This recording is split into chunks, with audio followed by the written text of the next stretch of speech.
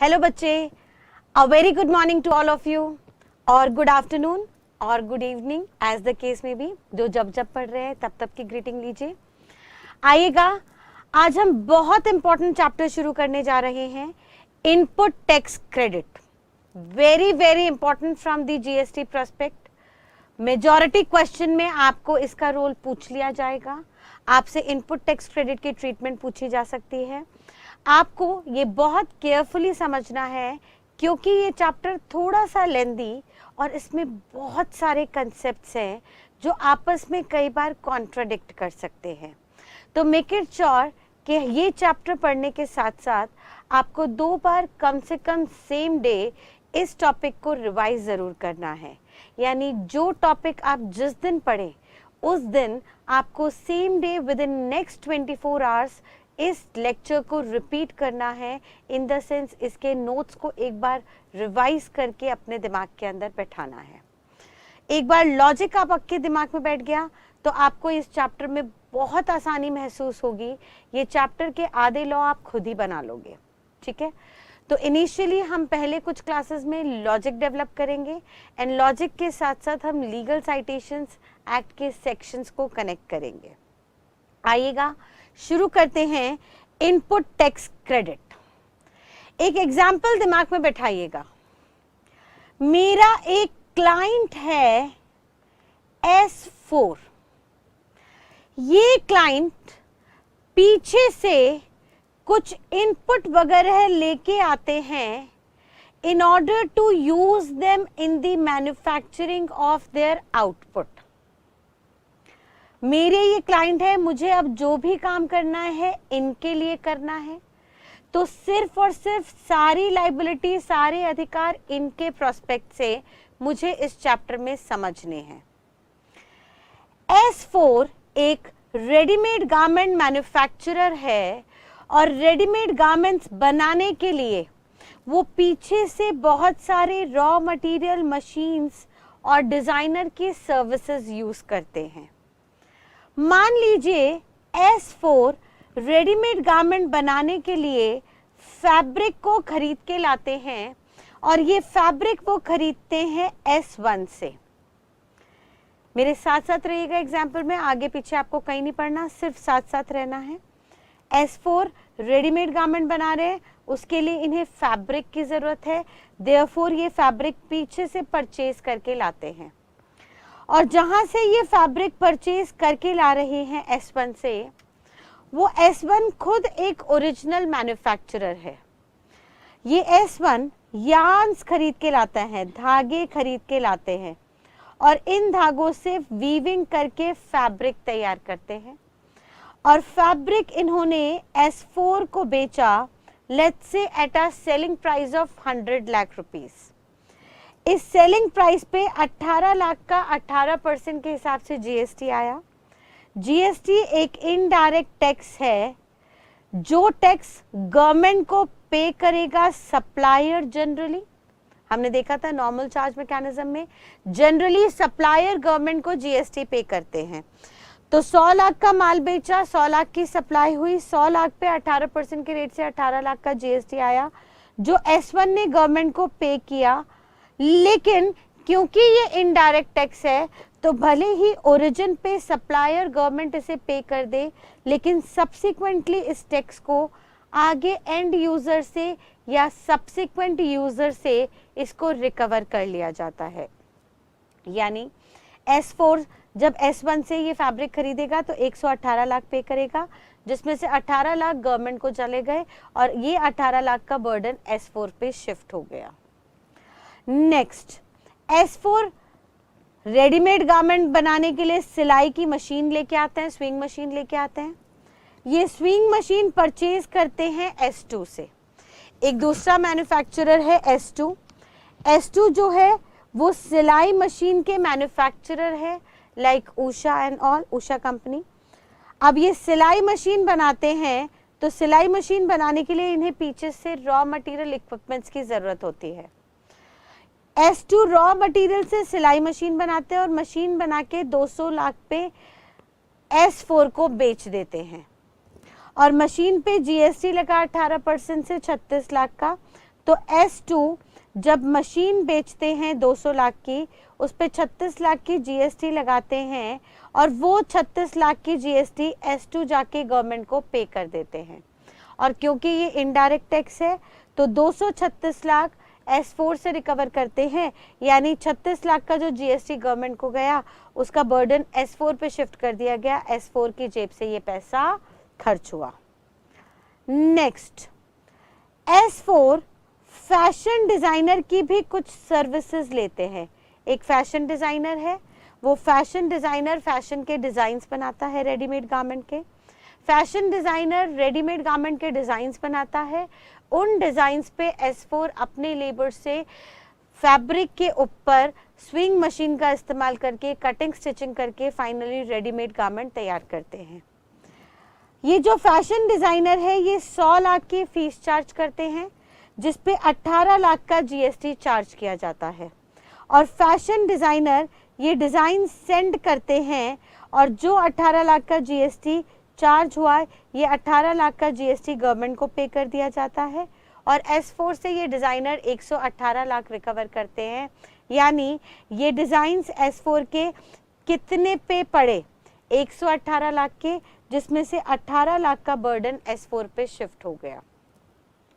अब S4 इस input capital goods का मतलब वो मशीन, वो इक्विपमेंट्स जिनका यूजेज जनरली आप 1 साल से ज्यादा पीरियड में करने वाले हो। तो सर S4 फैब्रिक लेके आता है एज एन इनपुट होता है जो आउटपुट में आगे चला जाता है। कैपिटल गुड्स, इनका मीनिंग हम आगे डिटेल में देखेंगे। कैपिटल गुड्स जिनका यूजेज जनरली 1 साल से ज्यादा है, 1 टाइम से ज्यादा यूज होता है। एंड इनपुट सर्विसेज जो जनरली इंटेंजिबल नेचर की हैं, इन सबको यूज करके, इस्तेमाल करके बिजनेस में, S4 का बिजनेस ही है रेडीमेड गारमेंट्स बनाना, तो रेडीमेड गारमेंट्स की मैन्युफैक्चरिंग में इन सब का इस्तेमाल करके S4 रेडीमेड गारमेंट को बना के मार्केट में बेचता है। अब मान लीजिए S4 ने पीछे से इनपुट जो खरीदा उस पे S4 पे 18 लाख का बर्डन आया, मशीन का बर्डन 36 लाख का आया और डिजाइन्स का बर्डन 18 लाख का S4 पे शिफ्ट हुआ। अब S4 इन तीनों का इस्तेमाल करके आउटपुट बनाते हैं और आउटपुट लेट से 1000 लाख पे बिक रहे हैं, जिसपे 18% के रेट से 180 लाख का जीएसटी लगना है। अब क्या S4, ये जो S4 है हमारा, क्या ये पूरे के पूरे 180 लाख गवर्नमेंट को पे करे? नहीं सर, 180 लाख नहीं पे करना। क्यों नहीं पे करना? क्योंकि सर यहाँ पे जो आउटपुट पे जीएसटी लग रही है, उस आउटपुट के अंदर, उस रेडीमेड गारमेंट के अंदर जो फैब्रिक यूज हुआ उस पे ऑलरेडी पहले जीएसटी लग चुकी है और हम ये गुड्स आगे जब कस्टमर को बेचेंगे तो किसी भी स्टेज पे कोई भी आइटम पे जीएसटी लगी हो, उसका एंड बर्डन, अल्टीमेट बर्डन सिर्फ और सिर्फ कस्टमर पे ही शिफ्ट होने वाला है। तो जब सारा का सारा बर्डन कस्टमर पे जाने वाला है तो लॉ मेकर ने कहा अगर एक ही प्रोडक्ट पे एक बार जीएसटी लग रही है और उससे पहले किसी भी स्टेज में उसके बनने के दौरान एक और बार जीएसटी लग गई तो इसको हम सर डबल टैक्सेशन मान लेंगे। दो बार टैक्स लग गया। मैम डबल टैक्सेशन का मतलब क्या? बेटा ध्यान रखना आज से, डबल टैक्सेशन का मतलब कभी भी एक एक्ट के अंदर अगर एक बार से ज्यादा टैक्स लग रहा है तो हमारे लिए वो डबल टैक्सेशन मान लिया जाएगा। यानी S4 रेडीमेड गारमेंट बनाते वक्त भी जीएसटी दे रहा है और इस रेडीमेड गारमेंट के अंदर जो फैब्रिक लगा उस पे भी जीएसटी गया, तो ये डबल टैक्सेशन है क्योंकि जीएसटी एक्ट के अंदर चार्ज हुआ। लेकिन अगर मान लीजिए कि ये जो फैब्रिक था बाहर से इंपोर्ट होके आया और इंपोर्टेड फैब्रिक पे कस्टम ड्यूटी लगी, तो क्या अगर इंपोर्टेड फैब्रिक पे कस्टम ड्यूटी लगी है और उस फैब्रिक से आउटपुट बना के हम जीएसटी लगा रहे हैं तो क्या हम इसको डबल टैक्सेशन कह सकते हैं? सर एज ऑफ नाउ अभी हमें ये पता है बेसिक बात कि कस्टम ड्यूटी कस्टम एक्ट में लगती है, जीएसटी जीएसटी एक्ट में लग रही है, और जब दो अलग अलग एक्ट में टैक्सेस चार्ज हो रहे हैं तो हम उसको डबल टैक्सेशन नहीं कहते। और जब डबल टैक्सेशन ना हो तो किसी भी हालत में आपको क्रेडिट का बेनिफिट नहीं मिलेगा। सिमिलरली मान लीजिए पीछे S1 ने फैब्रिक बेचते वक्त प्रॉफिट अर्न किया और उस फैब्रिक पे इनकम टैक्स पे किया, एंड फर्दर आगे चल के वो फैब्रिक रेडीमेड गारमेंट में यूज हुआ और रेडीमेड गारमेंट पे जीएसटी लग रही है, तो क्या हम इसको डबल टैक्सेशन बोल सकते हैं? नहीं सर। इनकम टैक्स एक्ट में चार्ज हो रहा है जिसका बर्डन S1 को झेलना है। जीएसटी जीएसटी एक्ट में चार्ज हो रहा है जिसका बर्डन कस्टमर पे शिफ्ट होगा। Therefore it can never be said as double taxation. Double taxation सिर्फ और सिर्फ कब होगा? जब एक ही एक्ट में एक बार से ज्यादा टैक्स चार्ज हो रहा है। तो इस एग्जाम्पल में इनपुट जो फैब्रिक था उस पे जीएसटी लगी which is chargeable under GST act, और इससे जो बना हुआ आउटपुट था रेडीमेड गारमेंट उस पे भी जीएसटी लगी अंडर जीएसटी एक्ट। तो यहाँ पे हमने कहा डबल टैक्सेशन है। ये तीन मेन कंडीशन जीएसटी की डबल टैक्सेशन की यहाँ पे हैं, यानी इनपुट कैपिटल गुड्स यूज हुआ इन the course of business resulting in double taxation. तो लॉ मेकर ने कहा कि पीछे जितने भी जीएसटी के टैक्सेस आपने दिए हैं अब तक जिसका बर्डन S4 ने झेला है, उन सब टैक्सेस को आप आउटपुट की जीएसटी से, आउटवर्ड लाइबिलिटी से माइनस कर देना in the name of input tax credit. Ma'am इसमें तो इनपुट के साथ साथ कैपिटल गुड्स और सर्विसेज का भी क्रेडिट है। तो बेटा कुछ भी हो, चाहे इनपुट हो, चाहे कैपिटल गुड्स हो, चाहे इनपुट सर्विसेज, सब पे दिए गए जीएसटी को हम इनपुट की तरह यूज कर रहे हैं, देयरफॉर उसको इनपुट टैक्स क्रेडिट कहेंगे। यानी इसका मतलब है कि 180 लाख का जितना जीएसटी है उसमें से इन तीनों का टोटल यानी 72 लाख हमने ऑलरेडी गवर्नमेंट को क्रेडिट कर दिया है। देयरफॉर अब हमें उसमें से कितना पे करना है? सर हमें खाली 108 लाख पे करना है। यानी अब S4 जाके गवर्नमेंट को कितना पे करेगा? 108 लाख। बट कस्टमर पे बर्डन कितने का शिफ्ट होगा? 180 लाख का। टोटल कस्टमर्स पे बर्डन जाएगा 180 लाख का, जो गवर्नमेंट तक पे हुए, गवर्नमेंट तक पहुंचे अलग अलग स्टेज पे। वो कैसे पहुंचे अलग अलग स्टेज पे? सर गवर्नमेंट के पास S1 ने पे किया था 18 लाख, S2 ने पे किया था 36 लाख, फैशन डिजाइनर ने पे किया था 18 लाख एंड S4 ने पे किया 108 लाख। तो इन टोटल गवर्नमेंट पे 180 लाख गए जिसका बर्डन कस्टमर पे हमने शिफ्ट कर दिया 180 लाख का। यानी इस बात से ये बात बिल्कुल क्लियर हो गई कि सर पीछे दिए गए टैक्सेस को जब हम आगे दिए गए टैक्सेस से माइनस करेंगे तो उस डिडक्शन को हम नाम देंगे इनपुट टैक्स क्रेडिट। और ये क्रेडिट आपको सिर्फ और सिर्फ तब मिलेगा जब तीन बेसिक कंडीशंस आपको हर हालत में मीट करनी पड़ेंगी। यानी जो भी इनपुट कैपिटल गुड्स आप लेके आ रहे हैं उनको आपको यूज करना पड़ेगा इन द कोर्स ऑफ बिजनेस और फर्दरेंस ऑफ बिजनेस। याद कीजिएगा सप्लाई का चैप्टर हमने फर्दरेंस का मतलब देखा था एक्सपेंशन ऑफ बिजनेस। तो रनिंग बिजनेस में आप यूज कर रहे हो या रनिंग बिजनेस के एक्सपेंशन या किसी नए बिजनेस की शुरुआत के लिए आप कोई भी input capital goods, input services use कर रहे हो आउटपुट में, जिसकी वजह से डबल टैक्सेशन हो रहा है, तभी सिर्फ पीछे दिए गए टैक्सेस जो गवर्नमेंट के पास ऑलरेडी जमा हो चुके हैं उन टैक्सेस को हम आपकी करंट लाइबिलिटी में से माइनस कर देंगे और इस डिडक्शन को नाम दिया जाएगा इनपुट टैक्स क्रेडिट। जहां पे आउटपुट की लाइबिलिटी को आज से हम बुलाएंगे outward liability. Sir finally output हो या आउटपुट सर्विसेज हो, उसके ऊपर जो भी लाइबिलिटी जीएसटी की बनेगी उसको हम बोलेंगे आउटवर्ड लाइबिलिटी। उस आउटवर्ड लाइबिलिटी में से आपको इनपुट टैक्स क्रेडिट माइनस करना है। यानी अगर मैं फॉर्मूला बनाऊं तो कुछ हमारी बेसिक कंडीशन का फॉर्मूला बनेगा। सर आईटीसी का बेनिफिट हमें सिर्फ और सिर्फ कब मिलेगा? जब ये तीन मेन कंडीशन तो सेटिस्फाई होनी ही चाहिए। इसके अलावा अभी हम देखेंगे कुछ और कंडीशंस होंगी अंडर सेक्शन 16, उनको भी आपको फॉलो करना है, बट बेसिकली 3 कंडीशंस आपको फॉलो करनी ही करनी है। उसमें से पहली कंडीशन है कि input capital goods, input services आप जो भी लेके आ रहे हो, इनको आज से शॉर्ट में मैं ICGIS कहूँगी। I से इनपुट, CG से कैपिटल गुड्स, IS से इनपुट सर्विसेज, ये यूज़ होने चाहिए इन आउटपुट और आउटपुट सर्विसेज। आउटपुट को मैं O कहूँगी, आउटपुट सर्विसेज को OS। ऑल्दो यहाँ पे उन्होंने लॉ मेकर ने एक वर्ड दिया है कि सर चाहे ये यूज़ हो या इंटेंडेड टू बी यूज्ड हो। इंटेंडेड टू बी यूज्ड का मतलब है कि सर अभी तक आप इनपुट बिजनेस में लेके आए हो, अभी तक आपने उसको यूज़ नहीं किया है, लेकिन जो भी इनपुट आप बिजनेस में लेके आए हो, अपने गोडाउन में रखा है, उसकी इंटेंशन आपको यूज़ करने की है, यानी आप उसे आगे आने वाले टाइम में यूज़ करोगे, यही आपकी इंटेंशन है। तो भले ही एक्चुअली आज आपने यूज़ ना भी किया हो, आपने गोडाउन में रख दिया हो आगे आने वाले टाइम में यूज़ करने के लिए, तब भी हम आपको उसका क्रेडिट दे देंगे।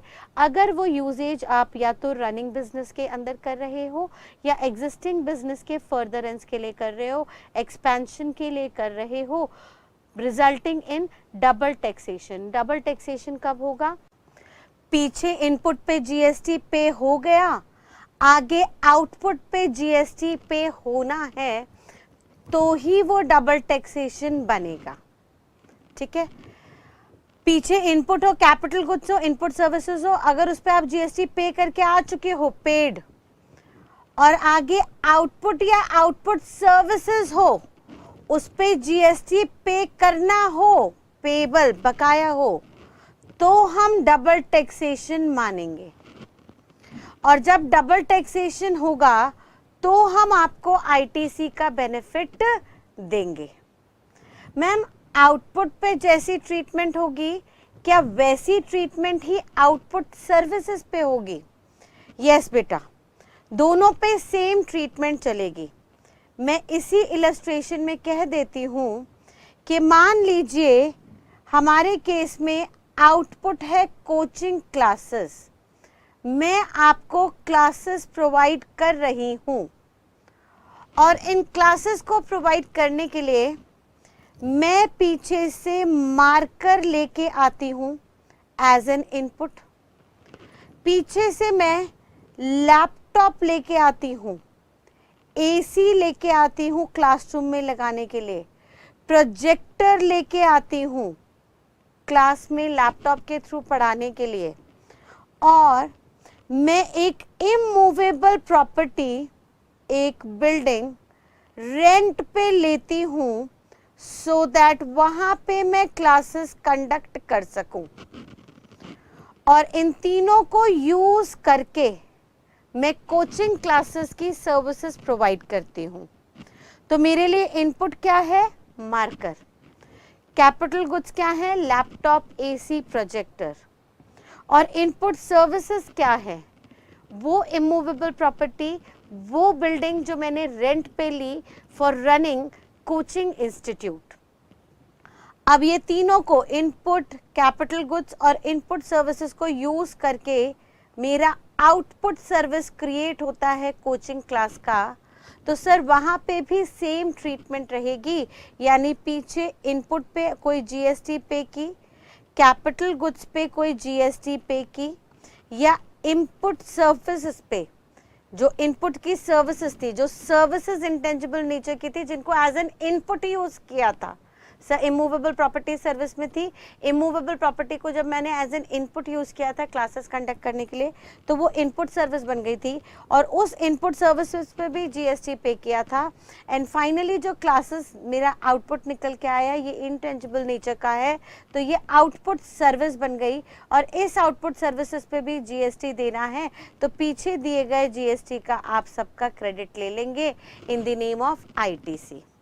लेकिन अगेन शर्त वही है कि सर ये तीनों की तीनों कंडीशन सेटिस्फाई होनी चाहिए, यानी input, capital goods, input services must be used in output और output services in the course of business, ये मेरा बिजनेस हो, और फर्दरेंस ऑफ बिजनेस यानी रनिंग बिजनेस के एक्सपेंशन के लिए हम काम कर रहे हो, रिजल्टिंग इन डबल टैक्सेशन। और डबल टैक्सेशन कब होगा? जब पीछे और आगे, यानी पीछे की सप्लाई को जो जो input capital goods, input services मेरे बिजनेस में आए, आज से उनको हम नाम देंगे इनवर्ड सप्लाई। वो सप्लाई जो इन हुआ हमारे बिजनेस में अंदर आया, और जो हम आगे चल के आउटपुट या आउटपुट सर्विसेज देंगे जिस पे हमें आगे जीएसटी निकालनी होगी, उस आउटपुट या आउटपुट सर्विसेज को मैं आउटवर्ड सप्लाई बोलूंगी।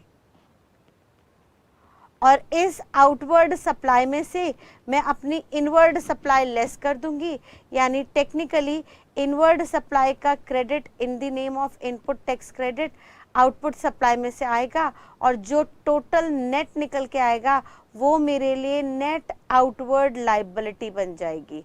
वो मेरी लाइबिलिटी होगी जो मेरे को गवर्नमेंट को पे करके आनी पड़ेगी।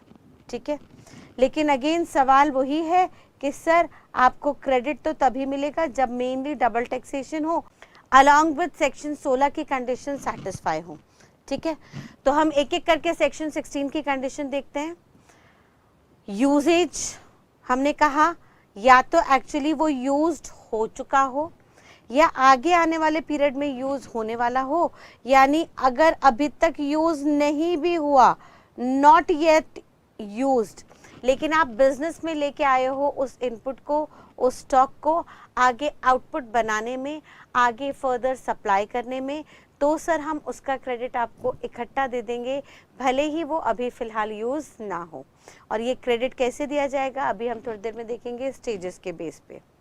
फर्दर उसने कहा सर बिजनेस में यूजेज होना चाहिए या इन दी फर्दरेंस ऑफ बिजनेस, यानी जो भी आपका बिजनेस का काम है इन दी ऑर्डिनरी कोर्स ऑफ बिजनेस, तो सर रनिंग बिजनेस के अंदर आप input capital goods, input services को यूज कर रहे हो, या रनिंग बिजनेस को फर्दर एक्सपैंड करने के लिए आप रनिंग बिजनेस का एक्सपेंशन कर रहे हो, या कोई नए बिजनेस का शुरुआत कर रहे हो, दोनों ही सूरतों में उस बिजनेस में जो भी input capital goods, input services आप लेके आए for their usages in the present और फ्यूचर पॉइंट ऑफ टाइम, उन पे जितना भी जीएसटी दिया हम आपको सबका क्रेडिट दे देंगे, बशर्ते जो भी आउटपुट या आउटपुट सर्विसेज आप इससे सब्सिक्वेंटली सप्लाई करोगे उस पर भी जीएसटी होना चाहिए, यानी डबल टैक्सेशन होना चाहिए, तभी हम आपको क्रेडिट का बेनिफिट देंगे। यानी डबल टैक्सेशन का मतलब बेटा लिटरली क्या होता है? डबल टैक्सेशन का लिटरल मीनिंग होता है कि सर कभी भी एक बार से ज़्यादा अगर टैक्स लगता है सेम स्टैट्यूट में, स्टैट्यूट का मतलब होता है एक्ट, लॉ, किसी एक लॉ में, एक स्टैट्यूट में अगर एक बार से ज़्यादा टैक्स आपके ऊपर चार्ज हो रहा है तो उसको हम डबल टैक्सेशन कहते हैं, या इसको हम कैस्केडिंग इफेक्ट का भी नाम देते हैं, इसको हम कैस्केडिंग इफेक्ट का भी नाम देते हैं। और इस कैस्केडिंग इफेक्ट को, इस डबल टैक्सेशन के इफेक्ट को ख़त्म करने के लिए हम आपको क्रेडिट का बेनिफिट अलाउ करते हैं, हम आपको क्रेडिट का बेनिफिट देते हैं। तो सर सबसे पहले असेसी को अगर क्रेडिट का बेनिफिट चाहिए तो उसे प्रूव करना होगा कि उसके ऊपर डबल टैक्सेशन हो रहा है, और डबल टैक्सेशन सिर्फ और सिर्फ तब होगा जब एक ही एक्ट में एक बार से ज़्यादा टैक्स लग रहा है। यानी अगर मैं कहूँ कि बेटा पीछे आपने पहले इनपुट पे कुछ टैक्सेस दिए थे और अब उस इनपुट से बनाए हुए आउटपुट पे आपको कुछ टैक्स देने हैं, इनपुट पे आप दे चुके हो, आउटपुट पे आपको देने हैं, तो आपको बताना है क्या वो डबल टैक्सेशन है या नहीं। चेक करते हैं। पीछे हम इनपुट खरीद के लाए पेट्रोलियम, पेट्रोलियम पे एक्साइज ड्यूटी दी और वो पेट्रोलियम हमने एज एन इनपुट यूज़ किया आउटपुट बनाने में, अब आउटपुट पे हमें जीएसटी देना है, तो can we call it as double taxation? No, नहीं सर। एक्साइज ड्यूटी अलग एक्ट में चार्ज होती है, सेंट्रल एक्साइज एक्ट में, और जीएसटी अलग एक्ट में चार्ज होती है, देयरफॉर दोनों के स्टैट्यूट डिफरेंट है, therefore it shall not be treated as double taxation, therefore यहाँ पे इनपुट टैक्स क्रेडिट का बेनिफिट आपको नहीं मिलेगा। सिमिलरली हमने बिगनिंग में देखा था टोबैको एक ऐसा प्रोडक्ट है जिस पे एक्साइज, पुराने टैक्सेस भी लग रहे हैं और नया जीएसटी भी लग रहा है। तो मान लीजिए पीछे से टोबैको खरीद के लाए, एक्साइज ड्यूटी लगी और वो टोबैको आगे फर्दर सब्सिक्वेंटली सप्लाई कर रहे हैं जिस पे जीएसटी लगनी है। तो क्या एक्साइज का क्रेडिट जीएसटी पे मिलेगा? नहीं सर, एक्साइज का क्रेडिट जीएसटी पे नहीं मिलेगा, लेकिन अगर 2 बार एक्साइज लग रही है तो एक्साइज का क्रेडिट एक्साइज में मिल जाएगा, बिकॉज लॉ मेकर कह रहा है अगर एक ही एक्ट में एक बार से ज़्यादा टैक्स लग रहा है तो वो डबल टैक्सेशन है, और जब जब डबल टैक्सेशन है हम आपको क्रेडिट का बेनिफिट देंगे। क्रेडिट का मतलब है वो पैसा जो हम ऑलरेडी गवर्नमेंट को दे चुके हैं, वो उतना अमाउंट अब हम आपसे दोबारा चार्ज नहीं करेंगे। ठीक है। सिमिलरली मान लीजिए पीछे इनपुट पे आप सीएसटी वैट दे के आए हो और इनपुट से बने आउटपुट पे आपको जीएसटी देना है, तो can we call it as double taxation? No sir, again दोनों के एक्ट अलग अलग हैं, देयरफॉर रेदर मैं कहूँ तीनों के एक्ट अलग अलग हैं। सीएसटी अलग एक्ट में लगता है, वैट अलग एक्ट में लगता है, जीएसटी अलग एक्ट में लगता है। सीएसटी इंटर स्टेट सेल में लगता है अगर एक स्टेट से दूसरे स्टेट में सप्लाई हो रही हो, सेल हो रही हो, where is VAT intra state sale में लगता है जहाँ पे within same state supply हो रही हो, सेल हो रही हो। तो वहाँ पे अगर पीछे कोई भी अलग अलग टैक्सेस लगे तो उनके ऊपर आईटीसी नहीं मिलेगा, बिकॉज वो सेपरेट एक्ट में चार्ज हुए हैं। सिमिलरली पीछे वाले सप्लायर ने जिससे हमने इनपुट खरीदे थे उसने इनपुट बेच के, यानी हमने जो इनपुट लिए थे उसके लिए वो आउटपुट था, उस आउटपुट को बेच के प्रीवियस सप्लायर ने इनकम प्रॉफिट जनरेट किया और उस प्रॉफिट पे उन्होंने इनकम टैक्स पे किया एंड सब्सिक्वेंटली उनके प्रोडक्ट को हम आगे बेच के उन पे जीएसटी लगा रहे हैं। तो क्या हम यहाँ पे डबल टैक्सेशन कह पाएंगे? बिल्कुल नहीं, क्योंकि अगेन यहाँ पे इनकम टैक्स अलग एक्ट, इनकम टैक्स एक्ट के अंदर चार्ज होता है और जीएसटी अलग एक्ट में चार्ज होता है बेटा। देयरफॉर यहाँ पे भी डबल टैक्सेशन नहीं है, यहाँ पे भी आपको क्रेडिट का बेनिफिट नहीं मिलेगा। फर्दर पीछे आपने जीएसटी दिया इनपुट पे और अब आपको जीएसटी देना है। ऑल्दो जीएसटी की बहुत सारी कैटेगराइजेशन है, आईजीएसटी, सीजीएसटी, एसजीएसटी, बट उनको हम आगे चल के सब्सिक्वेंटली एक एक करके देखेंगे। बट फिलहाल के लिए मान लीजिए पीछे भी इनपुट पे जीएसटी लगा और आगे आउटपुट पे भी जीएसटी लगना है, तो सर यहाँ पे डबल टैक्सेशन आ गया सब्जेक्ट टू सर्टेन रूल्स जो हम आगे चल के पढ़ेंगे। सर जीएसटी भी अलग अलग तरह से है, सीजीएसटी, आईजीएसटी, एसजीएसटी, यूटीजीएसटी, तो अलग अलग जीएसटी के अंदर अलग अलग कंडीशंस हैं, तो वो हम आगे चल के देखेंगे। उन कंडीशंस को फुलफिल करने के बाद हम कहेंगे कि अगर इनपुट और आउटपुट दोनों पे जीएसटी लगा है तो वो डबल टैक्सेशन है, वहाँ पे आपको क्रेडिट का बेनिफिट मिल जाएगा। एंड देन लास्टली जीएसटी में एक कंपनसेशन सेस भी होता है, बट कंपनसेशन सेस के लिए अगेन सेपरेट एक्ट है, हम देखेंगे आगे। कंपनसेशन सेस के लिए सेपरेट स्टैट्यूट है क्योंकि वहाँ पे सेपरेट एक्ट है, देयरफॉर वहाँ पे भी जीएसटी, कंपनसेशन सेस और जीएसटी क्योंकि दोनों अलग अलग एक्ट के अंदर चार्ज हो रहे हैं, देयरफॉर इनको भी हम डबल टैक्सेशन नहीं मानेंगे, इनका क्रेडिट भी हम आपको नहीं देंगे। लेकिन अगर मैं आगे कह दूं कि बेटा इसी केस में मान लीजिए पीछे सप्लायर ने जीएसटी कंपनसेशन सेस दिया हुआ है और आगे जो आउटपुट बन रहा है उस पे भी जीएसटी कंपनसेशन सेस आ रहा है, तो अब सेस और सेस दोनों में सेस आ रहा है, यानी ये दोनों के दोनों एक ही एक्ट में लगे होंगे क्योंकि एक ही एक्ट में चार्ज हुए होंगे कंपनसेशन सेस, जिसके लिए अलग से एक्ट बना है, देयरफॉर उसको हम डबल टैक्सेशन मान लेंगे, उसका क्रेडिट हम आपको अलाउ कर देंगे। क्लियर है डबल टैक्सेशन का मीनिंग? डबल टैक्सेशन का मीनिंग एक बार में एक एक्ट के अंदर अगर एक बार से ज़्यादा टैक्स लग रहा है तो वो डबल टैक्सेशन है। अगर अलग अलग एक्ट में अलग अलग टैक्सेस एक ही प्रोडक्ट, एक ही सर्विसेज पे दिए जा रहे हैं तो वो डबल टैक्सेशन नहीं होगा क्योंकि उन सब के एक्ट जो है वो अलग अलग होंगे। क्लियर है? चलिए, तो हमने क्या देखा? हमने कहा सर 3 कंडीशंस तो मेनली फुलफिल होनी ही चाहिए आईटीसी के लिए कि इनपुट कैपिटल गुड्स यूज हो इन द कोर्स और furtherance of business resulting in double taxation. Double taxation का हमने मीनिंग देखा, along with all conditions to be fulfilled under section 16। अब सेक्शन 16 में क्या कंडीशंस हैं उनको समझने से पहले हम कुछ बातों को दिमाग में बैठाते हैं। मान लीजिए मेरा असेसी पीछे से इनपुट खरीद के ला रहा है कैपिटल गुड्स खरीद के ला रहा है, इनपुट सर्विसेज रिसीव कर रहा है और उस पे अलग अलग स्टेजेस पे अलग अलग अमाउंट से जीएसटी पे किया है, और इन सब को यूज करके वो आउटपुट या आउटपुट सर्विसेज क्रिएट कर रहे हैं। आउटपुट यानी गुड्स, आउटपुट सर्विसेज यानी सर्विसेज। तो एज एन आउटपुट हम सर्विसेज सप्लाई कर रहे हैं, तो पीछे जो भी इनपुट आपने लिया है, यानी जो भी इनपुट कैपिटल गुड्स पे जीएसटी आपने पे किया है, उन सब का क्रेडिट हम आपको आउटवर्ड सप्लाई में दे देंगे। अब सवाल ये उठता है कि पीछे जितना भी आपने जीएसटी पे किया था, हमारे एग्जाम्पल में फैब्रिक पे 18 लाख का जीएसटी, स्विंग मशीन में 36 लाख का GST and fashion designing services पे 18 लाख का जीएसटी था, और आउटवर्ड सप्लाई में 180 लाख का जीएसटी था। तो हमने कहा पीछे में इन तीनों के टोटल 72 लाख का क्रेडिट लेके आप 108 लाख रुपए जमा करा देना।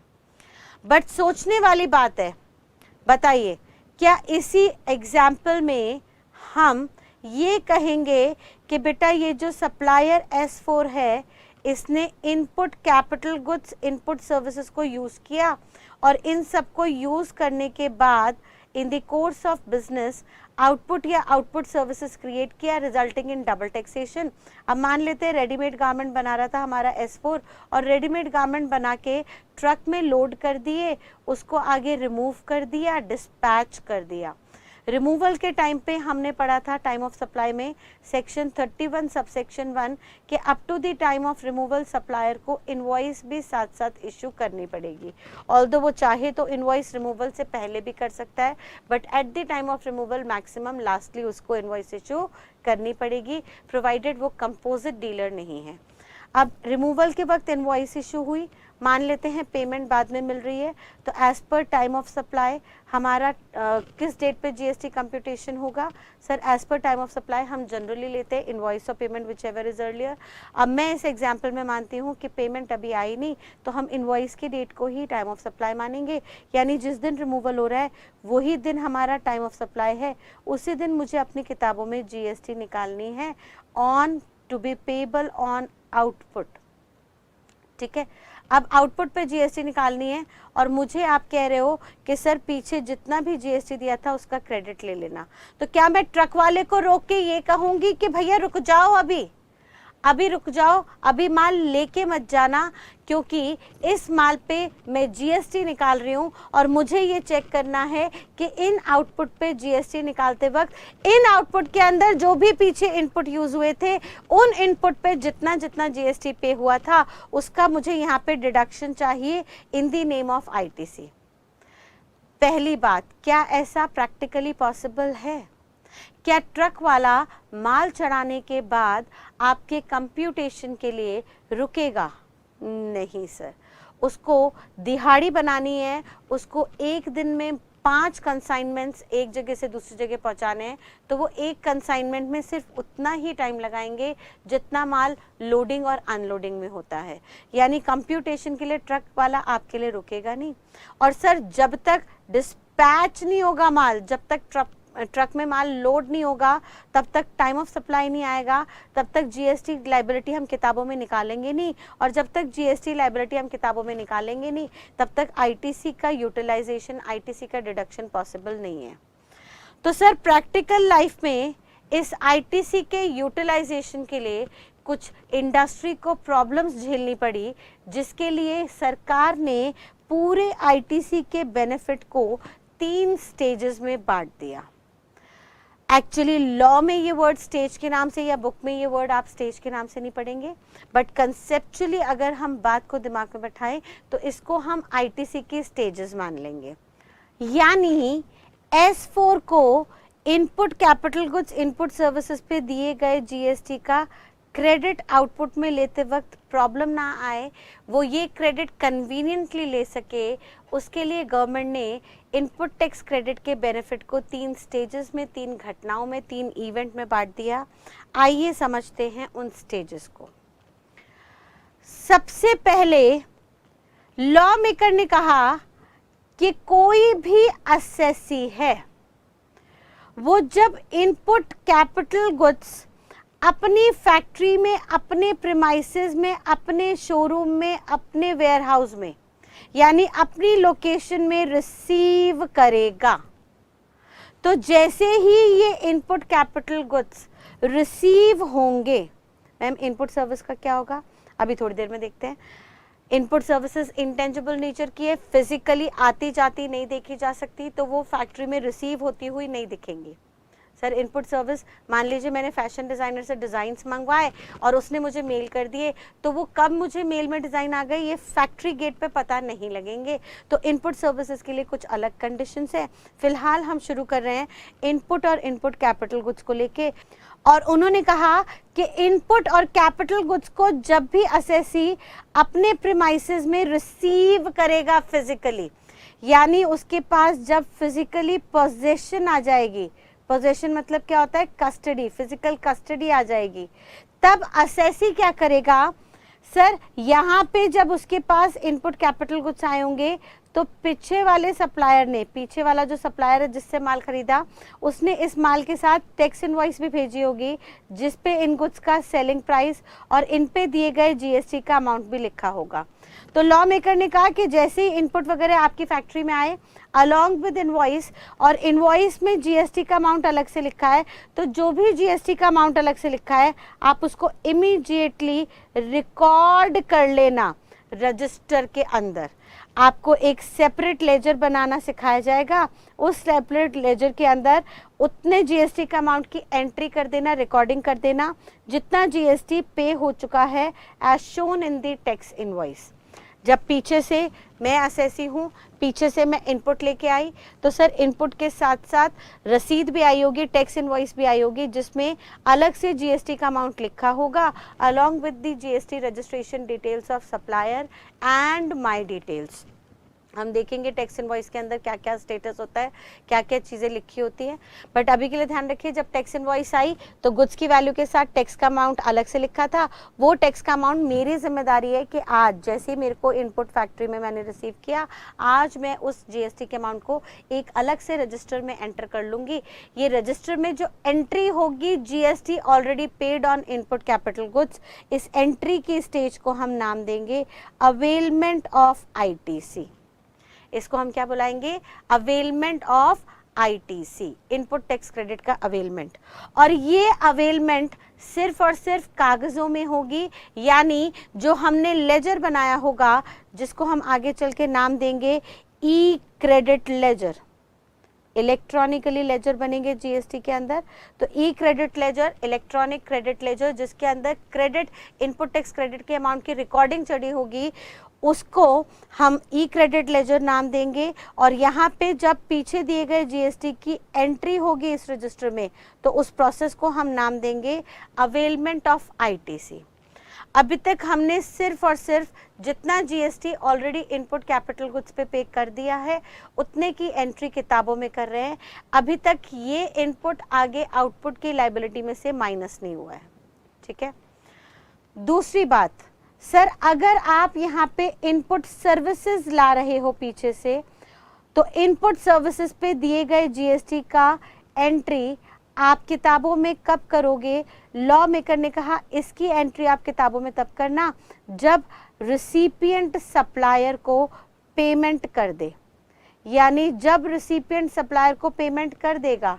हमारे केस में जब असेसी पीछे वाले इनपुट सर्विस प्रोवाइडर को पेमेंट कर देगा, तो पेमेंट के वक्त बर्डन रिसिपिएंट पे शिफ्ट हो गया इस टैक्स का। तो सर्विसेज के केस में लॉ मेकर ने कहा कि सर्विसेज इंटेंजिबल हैं, फिजिकली वो फैक्ट्री में रिसीव होती हुई नहीं देखी जा सकती, तो उन पे जितना जीएसटी रिसिपिएंट पे कर रहा है सप्लायर को as mentioned in the tax invoice, वो जब रिसिपिएंट एक्चुअली पेमेंट कर देगा सप्लायर को, तो उस दिन जिस दिन एक्चुअल पेमेंट हो गई है उस दिन रिसिपिएंट इनपुट सर्विसेज के जीएसटी को रिकॉर्ड कर लेगा in his E credit laser.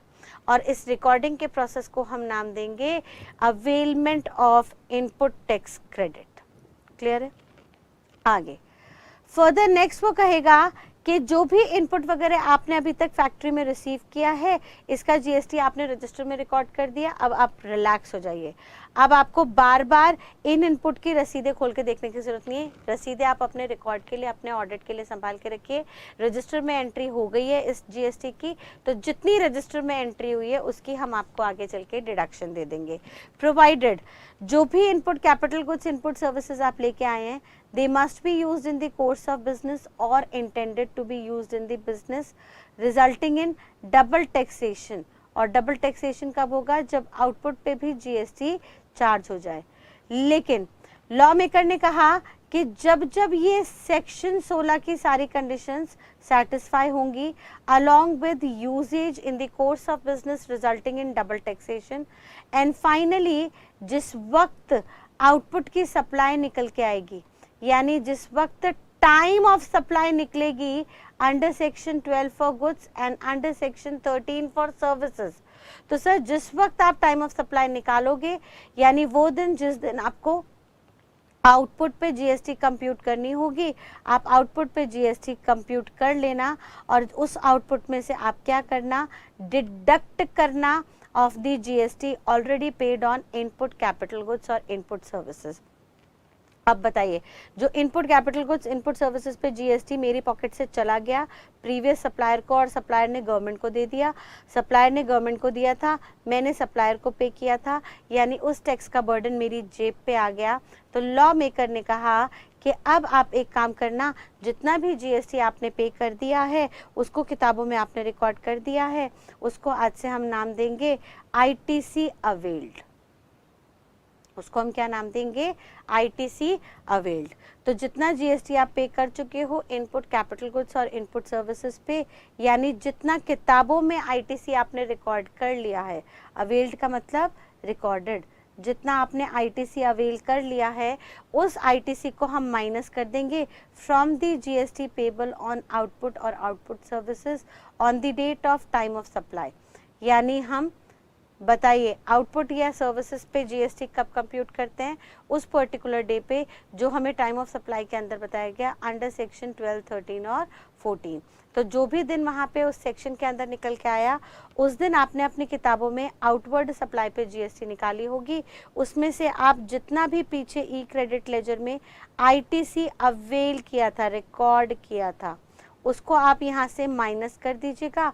Minus करके जो वैल्यू आएगी वो आपकी नेट जीएसटी लायबिलिटी होगी। ये नेट जीएसटी लायबिलिटी असेसी को गवर्नमेंट को पे करके आनी होगी। और ये कब संभव है? ये कब होगा? जब टाइम ऑफ सप्लाई होगा। यानी पीछे से इनपुट का आईटीसी अवेल कब हुआ था? जब इनपुट रिसीव हुए थे या सर्विसेज के केस में पेमेंट हुई थी। बट यहाँ पे आउटवर्ड लायबिलिटी कब कंप्यूट होगी? At the time of supply already covered in the past chapters. और आउटवर्ड लायबिलिटी निकालते वक्त जितना आपने आईटीसी किताबों में अवेल किया था उसको उठा के यहाँ से लेस कर देना। इस डिडक्शन को आज से हम नाम देंगे utilisation of input tax credit. Utilisation का मतलब होगा माइनस करना, जो टैक्सेस पीछे हम इनडायरेक्टली दे के आ चुके हैं उनको आगे आने वाले टैक्सेस में से माइनस करना। तो अवेलमेंट का मतलब रिकॉर्डिंग, यूटिलाइजेशन का मतलब डिडक्शन। यूटिलाइजेशन कब होगा? जब आउटवर्ड लायबिलिटी का टाइम ऑफ सप्लाई आएगा, यानी जब आउटपुट सर्विसेज को आप सप्लाई करेंगे तो उस सप्लाई का जो भी date time of supply treat किया जाएगा उस दिन आपको यूटिलाइजेशन करना है। वेयर एज अवेलमेंट कब होगा? सर उन्होंने कहा जब इनपुट कैपिटल गुड्स फैक्ट्री में रिसीव होंगे या इनपुट सर्विसेज की पेमेंट होगी तब उन पे जितना भी जीएसटी आपने पे किया है as mentioned under the tax invoice, उस अमाउंट को आप सेपरेटली ई क्रेडिट लेजर में रिकॉर्ड कर लेना और उस रिकॉर्डिंग के प्रोसेस को हम नाम देंगे availment of ITC. Clear? Next, sir हो सकता है कि जो भी इनपुट कैपिटल गुड्स हो उनको हम 100% बिजनेस में यूज कर लें। जनरली ऐसा ही होता है। हाउएवर ऐसा भी पॉसिबल है कि जो भी इनपुट कैपिटल गुड्स हम फैक्ट्री में लेके आए, असेसी अपने प्रीमाइसेस में लेके आया, उसको वो यूज ना कर पाए क्योंकि उसका कुछ लॉस वगैरह हो गया, या असेसी इनपुट कैपिटल गुड्स को लाए और यूज भी करे लेकिन वो usages in the course of business ना हो, पर्सनल यूज हो गया हो। फॉर एग्जाम्पल मान लीजिए मैंने अपने कमर्शियल ट्रेनिंग इंस्टीट्यूट के लिए कुछ स्टेशनरी का सामान खरीदा, कुछ रजिस्टर्स खरीदे, कुछ पेन पेंसिल्स खरीदे, एंड इन बिटवीन मेरी डॉटर को अपनी स्टडीज़ के लिए रजिस्टर और पेन की रिक्वायरमेंट आई, तो मैंने इंस्टीट्यूट से उठा के कुछ रजिस्टर्स और पेन अपनी डॉटर को दे दिए। अब सोच के बताइए, वो रजिस्टर, वो पेन जो अपने प्रेमाइसेस में लाते वक्त उन पे दिए गए जीएसटी की मैंने किताब में रिकॉर्डिंग कर ली होगी, मैंने उसका आईटीसी अवेल कर लिया होगा, आगे चल के पता लगा कि वो इनपुट वगैरह तो मैं अपने बिजनेस में यूज़ ही नहीं कर रही, मैं उसको सब्सिक्वेंटली आगे चल के पर्सनली कंज्यूम कर रही हूँ, अपने घर ले गई और अपनी डॉटर के यूजेज के लिए उसको इस्तेमाल किया। तो सर अब यहाँ पे सेकंड कंडीशन मीट नहीं हुई, यानी वो यूजेज बिजनेस में नहीं हुआ, रादर पर्सनल यूज हो गया। तो अगेन यहाँ पे हमारी आईटीसी की कंडीशन फॉलो नहीं हुई। या तीसरा केस कि सर इनपुट कैपिटल गुड्स हमने फैक्ट्री में जो लाए उनको यूज किया बिजनेस में ही, लेकिन उनकी वजह से डबल टैक्सेशन नहीं हुई। और डबल टैक्सेशन कब कब संभव है ना हो पाए? सर जब उससे बने इनपुट से बने आउटपुट पे जीएसटी एग्जेम्प्ट हो जाए। यानी मान लीजिए मैंने इनपुट से बने आउटपुट जो बनाया उस पे अगर जीएसटी पूरी की पूरी माफ हो गई, तो सर जीएसटी अगर आउटवर्ड सप्लाई पे माफ है और इनवर्ड सप्लाई पे लगी तो एक ही बार तो टैक्स लगा, डबल टैक्सेशन तो आया नहीं। और क्योंकि डबल टैक्सेशन नहीं आया तो हम अगेन आपको यहाँ पे क्रेडिट का बेनिफिट नहीं देने वाले, ठीक है। और क्योंकि अब इन केसेस में आपको आईटीसी का बेनिफिट नहीं मिलने वाला, लेकिन आप इन इनपुट को जिनको आप यूज नहीं कर पाई या बिजनेस में यूज नहीं कर पाई या डबल टैक्सेशन नहीं हुआ, इन इनपुट पे जितना जीएसटी था सर आपने किताबों में तो रिकॉर्ड कर लिया था, उनका आईटीसी तो अवेल कर लिया था। तो अब आपको क्या करना है, जितना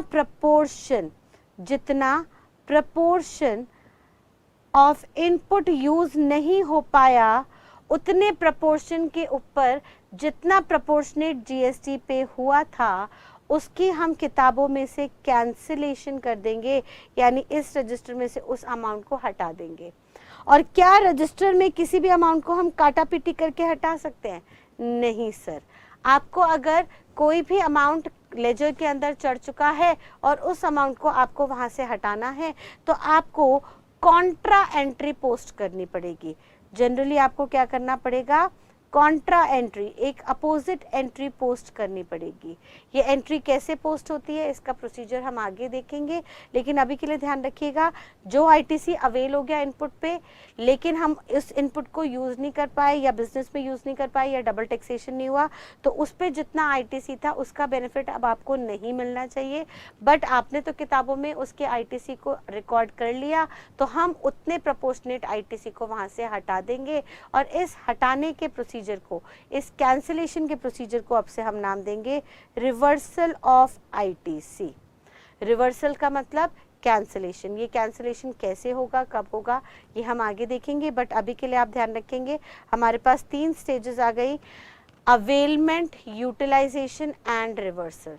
सबसे पहले हम क्या करेंगे, जब जब हमारे प्रीमाइसेस में इनपुट या कैपिटल गुड्स रिसीव होंगे तब तब उन पे किए हुए जीएसटी को मैं किताबों में रिकॉर्ड कर लूँगी।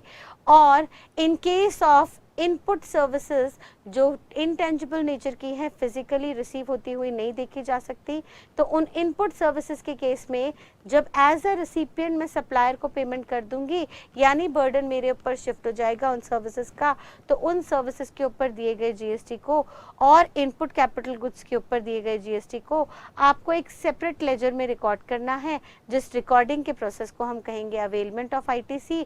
और आगे चल के आपकी सेक्शन 16 की सारी कंडीशन सेटिस्फाई होती हैं। वो क्या कंडीशन है हम देखेंगे थोड़ी देर में, बट अभी के लिए ध्यान रखिए अगर सेक्शन 16 की सारी कंडीशन सेटिस्फाई होती है तो सर जो भी आईटीसी आपने अवेल किया था, बुक में रिकॉर्ड किया था, यानी जितना जीएसटी पीछे आप indirectly input capital goods services पे पे करके आए, उसका अब हम आपको आउटवर्ड सप्लाई में से डिडक्शन दे देंगे और उस डिडक्शन को हम करेंगे at the time of supply, उस डेट पे जिस दिन हमारी आउटवर्ड जीएसटी लायबिलिटी निकल रही है, और उस डिडक्शन को हम सब्सिक्वेंटली नाम देंगे यूटिलाइजेशन ऑफ आईटीसी। क्लियर है? एंड देन थर्डली वो आगे बात करता है कि सर अगर यूज ना हो पाए इनपुट कैपिटल गुड्स, या पर्सनली यूज हो, बिजनेस में यूज ना हो पाए, या डबल टैक्सेशन ना हो क्योंकि आउटपुट एग्जेम्प्ट हो जाए, तो ऐसे में आपको आईटीसी का बेनिफिट नहीं मिलेगा। लेकिन आप already input capital goods input services पे दिए गए जीएसटी को अवेल कर चुके हो, बुक में रिकॉर्ड कर चुके हो, बार बार दिमाग में बैठाएगा, अवेलमेंट का मतलब रिकॉर्डिंग, रिकॉर्ड कर चुके हो, तो अब उसको उस अमाउंट को जो रजिस्टर में आपने चढ़ा दिया है, उस अमाउंट को आपको किताबों से हटाना होगा, और उस हटाने के प्रोसीजर को वो कैसे हटाया जाएगा हम आगे चल के देखेंगे, लेकिन उस हटाने के, उस कैंसिलेशन के प्रोसीजर को हम नाम देंगे रिवर्सल ऑफ आईटीसी। ठीक है, तो हमारी क्या तीन स्टेजेस बन गई। पहला अवेलमेंट ऑफ आईटीसी। मैम क्या इनपुट रिसीव होने पे ही अवेलमेंट होगा, कभी और नहीं हो सकता? तो लॉ मेकर ने कहा सर जनरली जब जब इनपुट रिसीव हो रहा है, आपको आता तो दिख ही रहा है, तो उस पर जितना जीएसटी दिया है उसको रजिस्टर में रिकॉर्ड कर दो। ऑल्दो आप आगे चल के भी रिकॉर्ड कर सकते हो, रिकॉर्डिंग ही तो कर रहे हैं, डिडक्शन थोड़ी ना है, तो रिकॉर्डिंग पे कोई कंपल्शन नहीं है कि आपको रिसीविंग के टाइम पे करनी है। लॉ मेकर कहता है ITC can be availed, it may be availed at the time of receiving goods within the factory premises। तो सर हम जनरली रिसीव होते वक्त अवेल कर लेते हैं, ऑल्दो अगर आपको लगता है बाद में आपको अवेल करना है आप कर लो, इसमें कोई पाबंदी नहीं है, कोई रोक टोक नहीं है। ठीक है, तो अवेलमेंट का मतलब आपका रिकॉर्डिंग, यूटिलाइजेशन का मतलब deduction from outward liability, and reversal का मतलब cancellation of the ITC availed proportionately not used in business or used in business but does not resulting in double taxation, or if any of the conditions under section 16 does not get satisfied।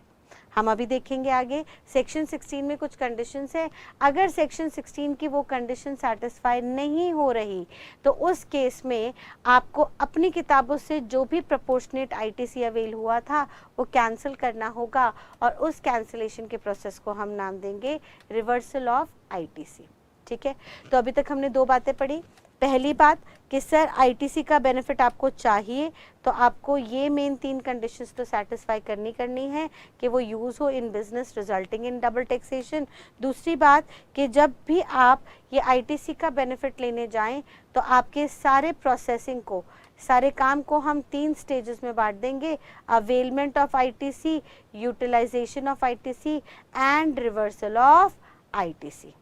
ठीक है, आगे देखिएगा बेटा, next देखिएगा बेटा, CGST act में एक section 16 बनाया गया जिस सेक्शन के अंदर कंडीशंस दी हुई थी फॉर अवेलमेंट ऑफ आईटीसी, यानी यहाँ पे उन्होंने कंडीशन दी थी for availment of ITC. Availment का मतलब हमने क्या देखा अभी कि सर कभी भी कोई भी इनपुट, कोई भी कैपिटल गुड्स आपकी फैक्ट्री में, आपके प्रीमाइसेस में, आपके शोरूम में, आपके इंस्टीट्यूट में, आपके सर्विस सेंटर में रिसीव होते हैं, तो उन पे जितनी जीएसटी आपने पे की है उस जीएसटी को आप अपने रजिस्टर में रिकॉर्ड कर लो, सो दैट रजिस्टर में जितना टोटल आएगा जीएसटी का उतना आप आगे चल के यूटिलाइज करते रहना आउटपुट या आउटपुट सर्विसेज पे जीएसटी पे करते वक्त। तो यूटिलाइजेशन जो होता है वो तब होता है जब हम आईटीसी को डिडक्ट करते हैं आउटवर्ड लायबिलिटी से, और अवेलमेंट होता है तब जब हम इनपुट कैपिटल गुड्स को रिसीव करते हैं और उनके ऊपर पे किए हुए जीएसटी को रजिस्टर में रिकॉर्ड करते हैं। However in case of input services intangible nature की होती हैं तो वो फैक्ट्री में रिसीव होती हुई नहीं देखी जा सकती, देयरफॉर उन पे किए हुए जीएसटी को हम अपने रजिस्टर में उस दिन रिकॉर्ड कर लेते हैं जिस दिन हम सर्विसेज की पेमेंट करते हैं। ठीक है, तो हमने कहा ये जो अवेलमेंट का प्रोसीजर है कब कब अवेलमेंट हो रहा है sir? Input capital goods receive होते वक्त या इनपुट सर्विसेज की पेमेंट करते वक्त। इनके ऊपर जितना भी जीएसटी पे हो चुका है इनडायरेक्टली प्रीवियस सप्लायर के द्वारा, यानी प्रीवियस सप्लायर ने गवर्नमेंट को पे कर दिया था और हमसे रीइंबर्स किया था, बर्डन हम पे शिफ्ट हो गया है, तो उस टैक्स को हम अपने रजिस्टर में रिकॉर्ड करेंगे और उस रिकॉर्डिंग के प्रोसेस को अवेलमेंट कहेंगे। और ये अवेलमेंट करने के लिए आपको 12 कंडीशंस का सामना करना पड़ेगा। वो 12 कंडीशंस आपको सेक्शन 16 के अंदर दी गई। सेक्शन 16 ने आपको मेन कंडीशंस बताई हैं कि आपको आईटीसी कैसे अवेल करना है, यानी कैसे कैसे अपने बुक में रिकॉर्ड करना है। ठीक है, आइए देखते हैं एक एक करके ये कंडीशंस। पहली कंडीशन सेक्शन 16 सबसेक्शन 1, जो हम ऑलरेडी अभी पीछे देख के आ चुके, जहां पे उन्होंने कहा ITC availed bye every registered person. हर रजिस्टर्ड पर्सन को आईटीसी अवेल करने का, रिकॉर्ड करने का अधिकार है, बशर्ते वो जो भी input capital goods, input services लेके आया है अपने बिजनेस में, वो उनको यूज कर चुके, ईडी पास्ट टेंस, या तो यूज्ड कर सके या इंटेंडेड टू बी यूज्ड हो। यानी मैं इनपुट फैक्ट्री में लेके आई और मेरा माल अभी भी फैक्ट्री में रखा है, आउटपुट के मैन्युफैक्चरिंग में नहीं लगा, बट मेरी इंटेंशन है उसको आगे चल के आउटपुट बनाने में यूज करने की, तो आज खड़े खड़े उस पे दिए गए जीएसटी का मैं क्रेडिट अवेल कर सकती हूँ, भले ही फिलहाल वो गुड्स यूज ना हुए हों। देखेंगे ये क्रेडिट कैसे मिलेगा, हम आगे चल के देखेंगे। इनपुट आउटपुट में 1:1 रेशियो नहीं देखी जाएगी। ये नहीं देखा जाएगा कि कितना इनपुट कितने आउटपुट पे लग रहा है। जितना इनपुट आप अपने प्रीमाइसेस में लेके आ रहे हो, हमारा मानना है कि आप उसको आउटपुट में यूज करने के लिए ला रहे हो, आपकी जो इंटेंशन है उसे यूजेज करने की है, देयरफॉर उस पे अवेल किया हुआ क्रेडिट आप यूटिलाइज करते रहना। फर्दर कंडीशन ये है कि वो यूजेज कहाँ होना चाहिए, इन the course of business, business में यूजेज होना चाहिए, और फर्दरेंस ऑफ बिजनेस। हमने फर्दरेंस का मतलब क्या देखा था, रनिंग बिजनेस का एक्सपेंशन करना हो आपको, या कोई नया बिजनेस शुरू करना हो, उसमें आप इन सबको लेके आ रहे हो, तो हम आपको 100%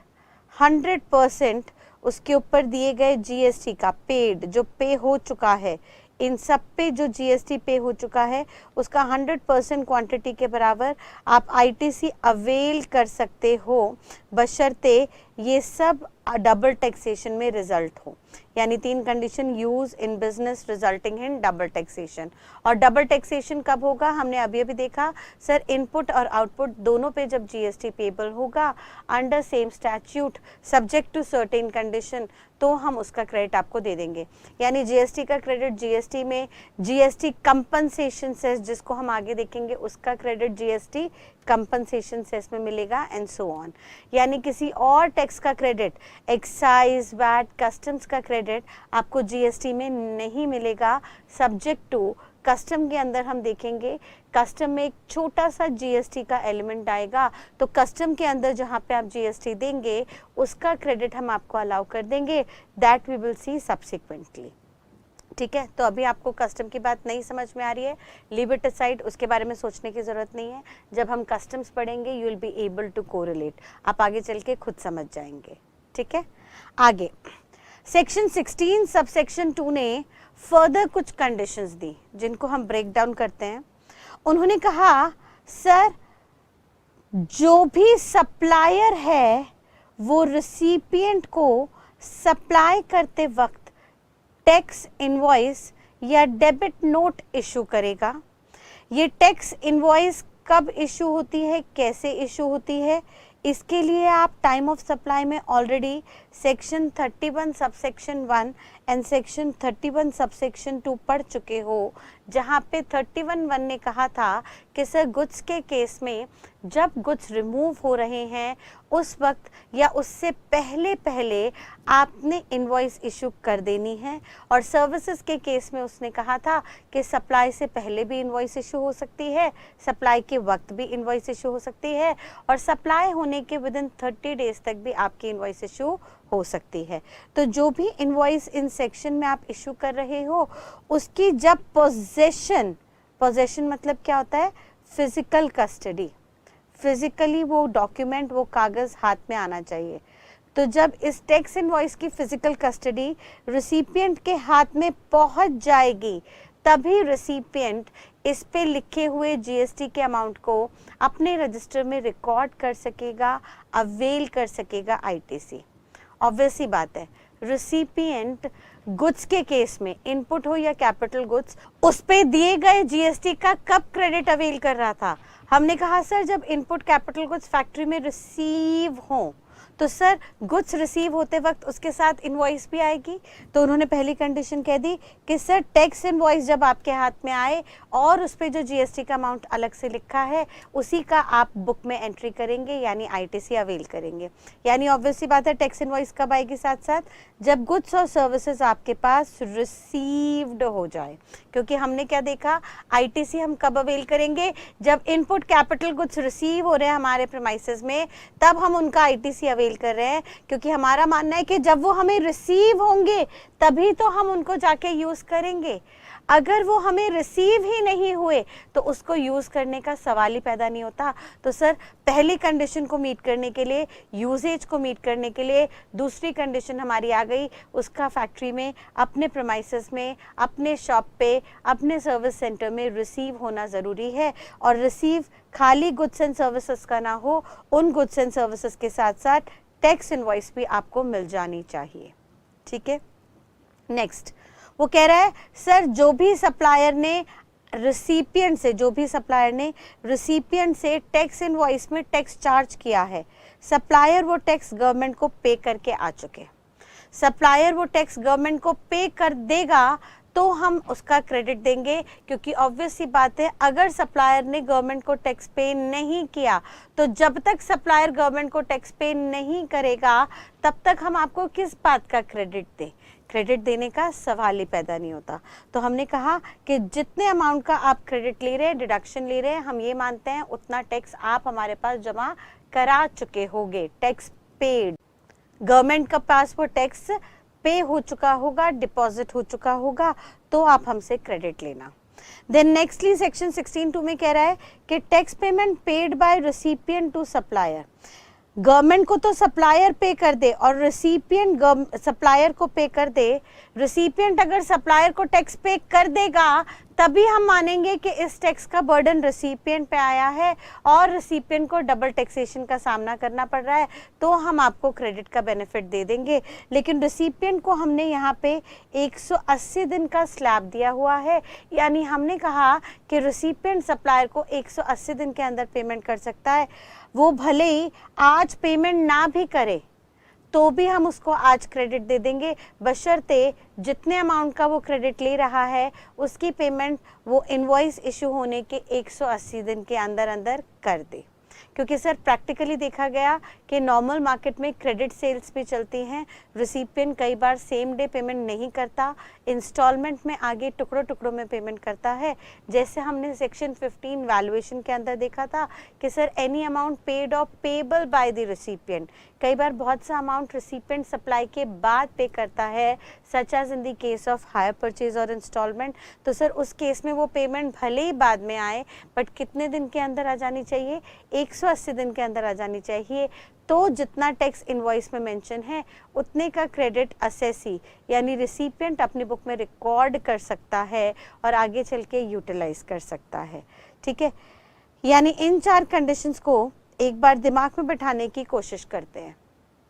हमने क्या कहा, दिमाग में बैठाइएगा।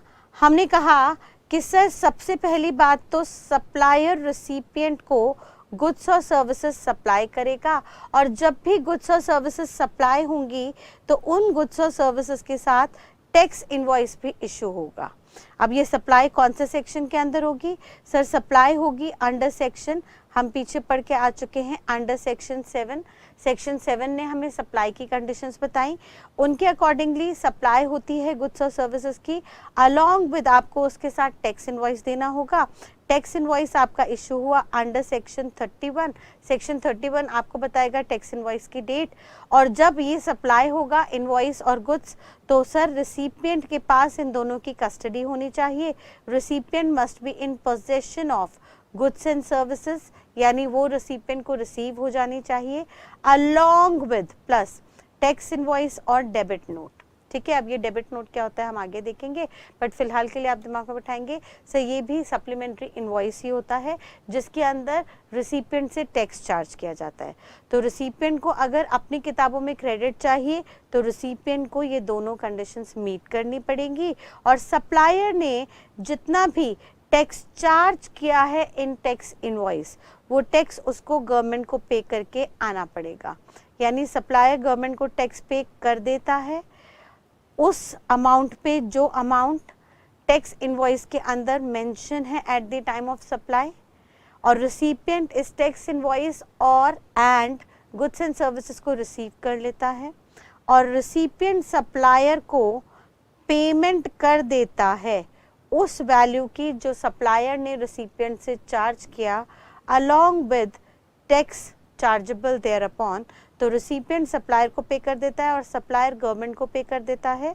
रिसिपिएंट ने सप्लायर को पे किया, सप्लायर ने गवर्नमेंट को पे किया, तो हम मानेंगे कि सर गवर्नमेंट पे वो पैसा जा चुका है जिसका बर्डन रिसिपिएंट झेल रहा है, जिसकी वजह से रिसिपिएंट पे डबल टैक्सेशन आने वाला है, क्योंकि जो इनपुट रिसिपिएंट ने लिया उस पे तो वो इनडायरेक्टली टैक्स पे कर ही चुका है, साथ साथ इस इनपुट से जो आउटपुट बनेगा उस पे भी रिसिपिएंट को टैक्स पे करना है। तो ऐसे में इस टैक्स का रिकॉर्डिंग करके रिसिपिएंट आगे चल के आउटपुट में यूटिलाइजेशन कर सकता है। ठीक है, नेक्स्ट अगली कंडीशन देखिए वो क्या कह रहा है। नेक्स्ट वो कहता है that return under section 39 must be filed timely. यानी वो क्या कहना चाह रहा है, वो कहना चाह रहा है कि सर ये जो रिसिपिएंट है ना ये सेक्शन 39 की रिटर्न्स जो हैं वो टाइमली फाइल करे। अब ये कौन कौन सी रिटर्न्स हैं आइए इनको देखते हैं। एक बार रिटर्न के कंसेप्ट को दिमाग में बैठाते हैं। जीएसटी के अंदर सारा काम इलेक्ट्रॉनिक मोड में ट्रांसफर कर दिया गया है। गवर्नमेंट ने एक कॉमन पोर्टल बनाया है, गवर्नमेंट ने कॉमन पोर्टल के अंदर सारा काम करवा रहे हैं सारे के सारे असेसीज से। यानी गवर्नमेंट क्या करती है कि सर गवर्नमेंट कहती है कोई भी सप्लायर अगर किसी भी रिसिपिएंट को कुछ भी सप्लाई कर रहा है आइदर गुड्स और services along with tax invoice, तो उन लोगों को कुछ डॉक्यूमेंट्स कुछ रिटर्न्स फाइल करनी होंगी। अब ये रिटर्न्स क्या होती है बेटा? रिटर्न्स एक स्टेटमेंट होती है जिसमें असेसी अपने कंप्यूटेशन का प्रोसीजर बताता है। यानी असेसी ने जो भी टैक्स लायबिलिटी निकाली है वो अपनी टैक्स लायबिलिटी असेसी कैसे निकाल रहा है उसकी सारी डिटेलिंग रिटर्न में असेसी गवर्नमेंट को जमा कराता है। सर इंडिया में assessees are very large in numbers whereas assessing officers are very few। करोड़ों की संख्या में असेसीज हैं, टैक्स पेयर्स हैं, और असेसिंग ऑफिसर्स हज़ारों की संख्या में हैं, और जीएसटी मंथली जमा होना है तो सर ऑफिसर्स पॉसिबल ही नहीं है कि एक एक ऑफिसर सारे असेसीज का टैक्स निकाले। देयरफॉर प्राइमरीली टैक्स लायबिलिटी निकालने की जिम्मेदारी असेसी के ऊपर ही छोड़ी हुई है।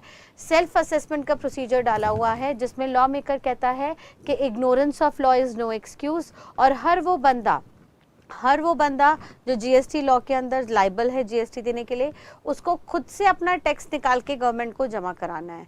और अगर उसे खुद से टैक्स निकालना नहीं आता तो मार्केट में बहुत सारे प्रोफेशनल्स हैं लाइक सीए, सीएमए, सीएस, उन प्रोफेशनल्स को टैक्स की पूरी नॉलेज है। आप उन लोगों को असाइन करके उनको हायर करके अपना टैक्स निकलवा के जमा करा सकते हैं।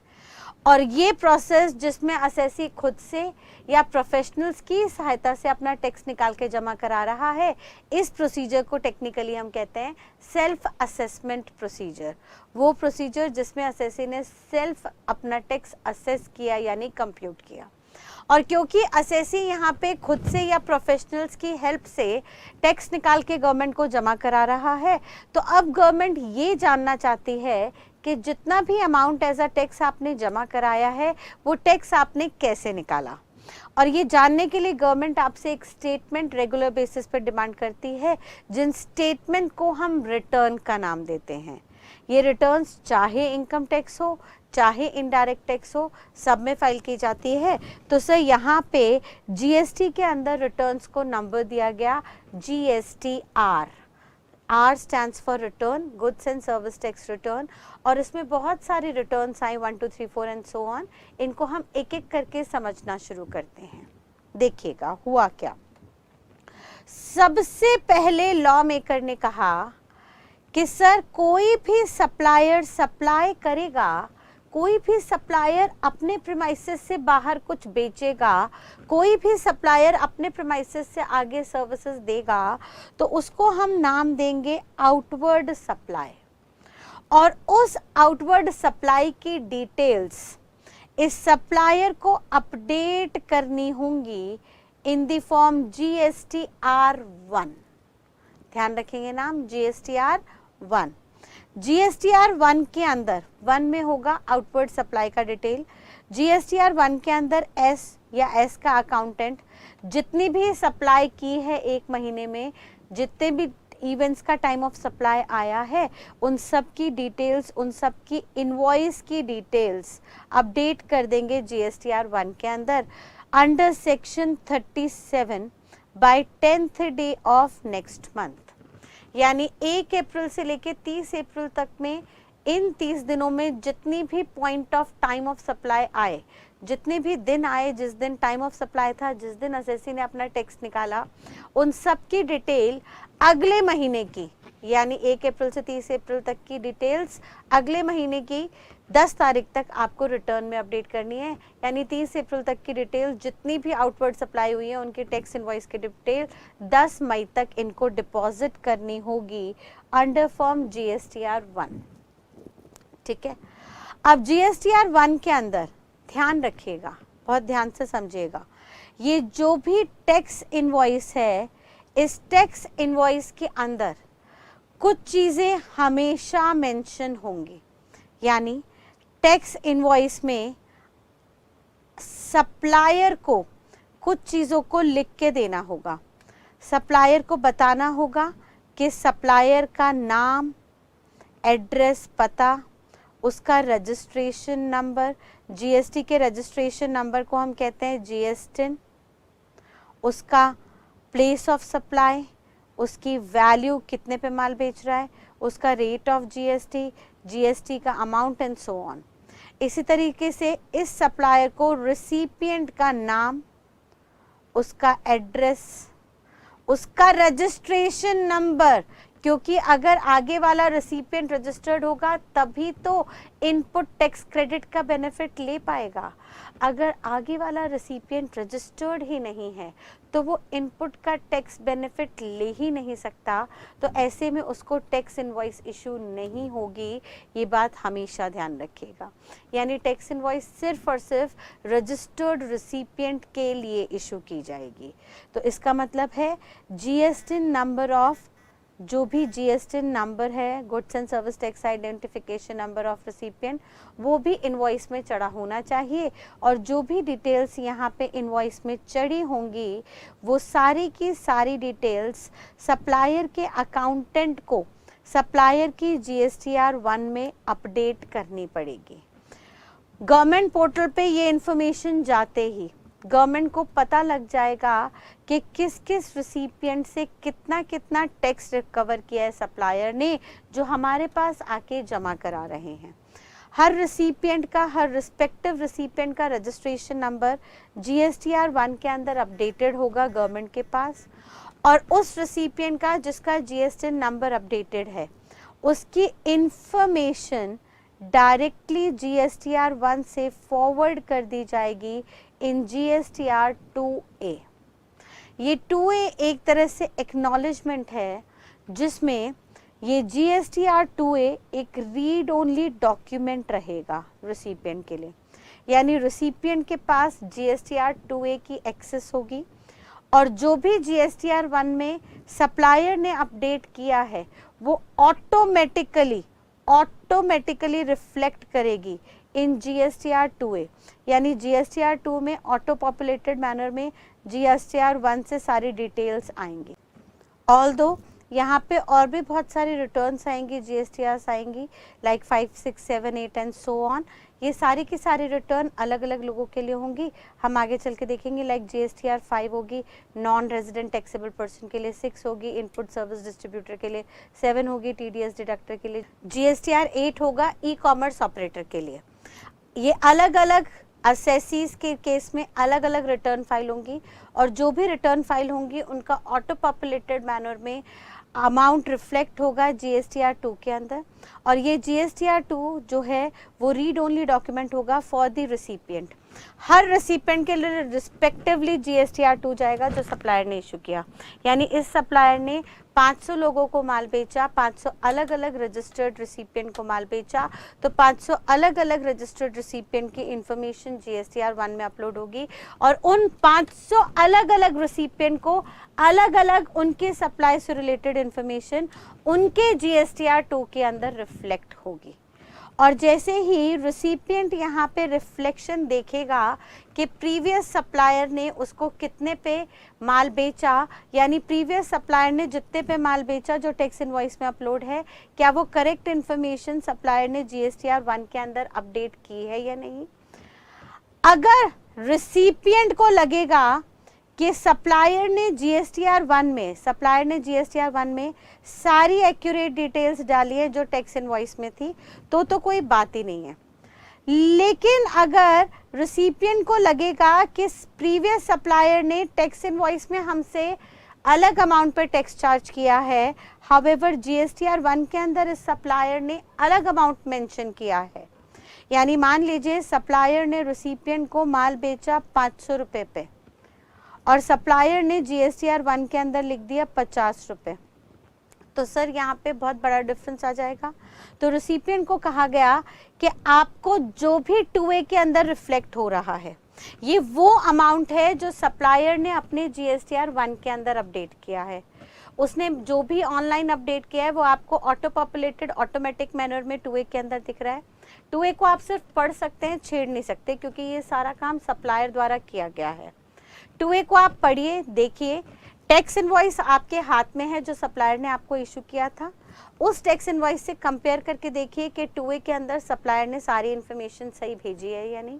अगर सारी इन्फॉर्मेशन सही है तो ठीक है, अगर इन्फॉर्मेशन में कुछ भी डिस्क्रिपेंसी है, कुछ भी कमी रह गई है, तो रिसिपिएंट को बोला गया फिर उन कमियों को आप करेक्ट करेंगे, इफ एनी, आप एडिटिंग करेंगे उन कमियों को अंडर फॉर्म GSTR 2।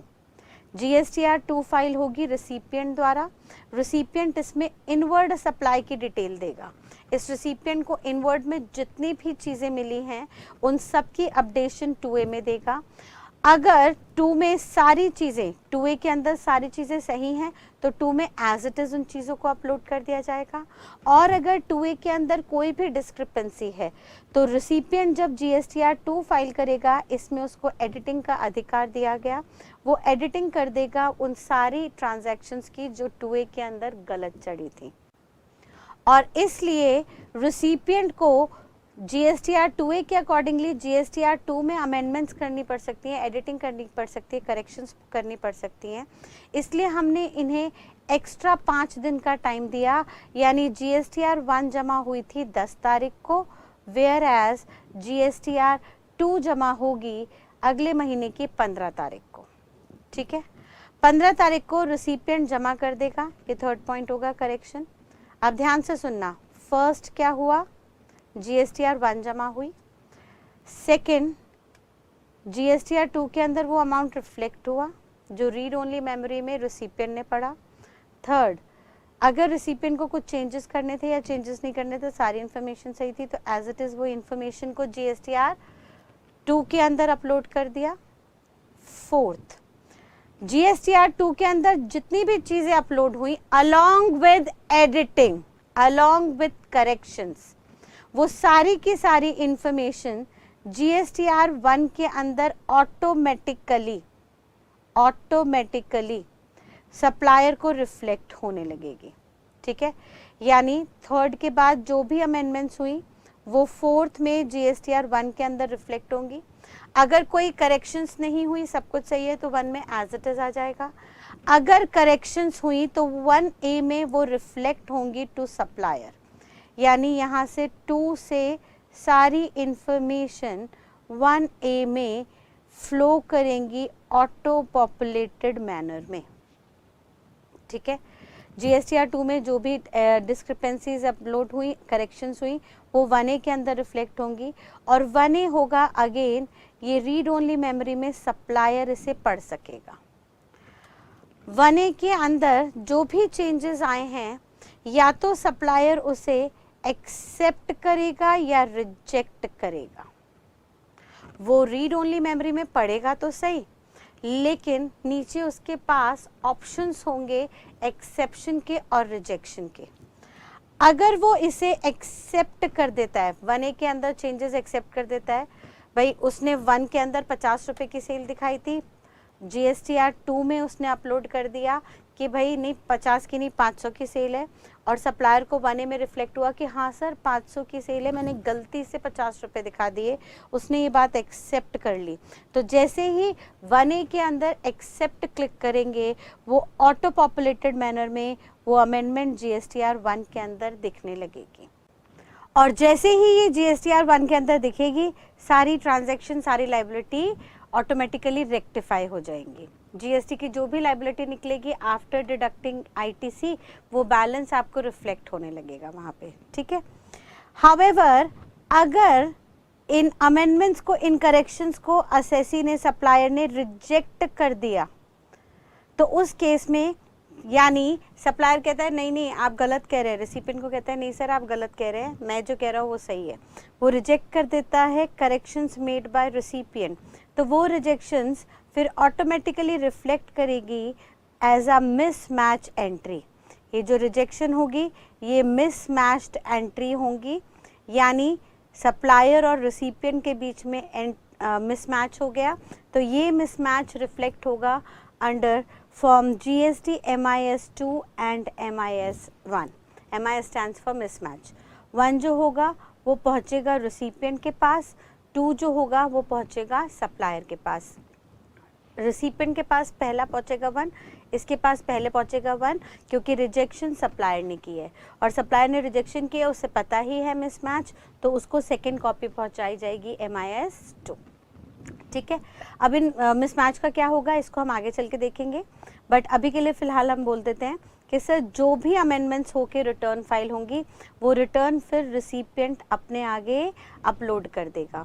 यानी रिसिपिएंट ने इनवर्ड सप्लाई की डिटेल GSTR 2 में दी फर्दर, लेकिन अब वो जब सब्सिक्वेंटली सप्लाई करेगा तो he will no more be treated as a recipient, अब वो इसके लिए आगे सप्लायर बन जाएगा, और एज अ सप्लायर वो GSTR 1 फाइल करेगा, और आगे वाला जो रिसिपिएंट होगा उसको अब हम रिसिपिएंट मानेंगे, और सेम वही चेंज शुरू हो जाएगी कि अगर वो रिसिपिएंट रजिस्टर्ड है, उसे ITC का बेनिफिट चाहिए, तो उसे भी GSTR 2 फाइल करना होगा as in the case of SNR hair.